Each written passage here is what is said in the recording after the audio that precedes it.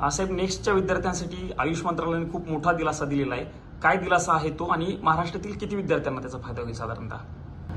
नाही, जे आयुर्वेद महाविद्यालयाचं काम पाहणारं जे आमचं आयुर्वेदाचं काउन्सिल आहे, NCI-SM, आणि आम्ही जो नवीन MSR आणला किंवा नवीन ॲक्ट आणला होता तर तो 2021ला पास झाला आणि 2021ला पास झाल्यानंतर त्याचं इम्प्लिमेंटेशन सुद्धा 2021 पासून करायचं असं त्या ठिकाणी ठरलं गेलं होतं. पण 2021च्या विद्यार्थ्यांना ज्यावेळेस ते लागणार होतं, बॅचला जर ते लागू झालं असतं तर त्या विद्यार्थ्यांमध्ये खूप मोठी भीती त्यांच्या मनामध्ये होती की आम्ही ज्यावेळेस ॲडमिशन घेतली त्यावेळेस आम्हाला नेक्स्ट एक्झाम द्यावं लागेल हे माहीत नव्हतं. आता एकदम वेळेवर आम्ही कधी नेक्स्टचा अभ्यास केला नाही किंवा तसं आम्हाला काही मानसिक तयारी आमची नाही, त्यामुळं आमचं खूप नुकसान होईल. आम्ही इकडे डिग्री जरी घेतली, नेक्स्टमध्ये जर फेल झालो तर आम्हाला त्या ठिकाणी आमचा व्यवसाय किंवा प्रॅक्टिस आम्हाला त्या ठिकाणी करता येणार नाही.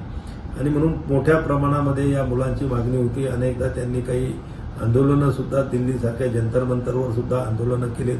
अनेक ठिकाणी मला त्या ठिकाणी त्यांचे निवेदनं यायचे आणि म्हणून आम्ही त्यांना त्या ठिकाणी रिलीफ द्यायचं ठरवलं आणि ते जवळपास 23-24च्या बॅचपासून आता नेक्स्ट एक्झाम आम्ही त्या ठिकाणी सुरू केलेली आहे.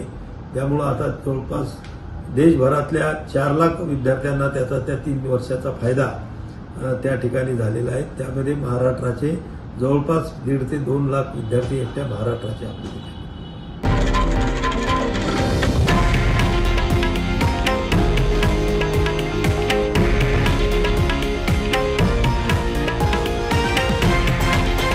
हे आहे देशातील नंबर 1 न्यूज नेटवर्क आणि आपण पाहत आहात TV9 मराठी, एकमेव.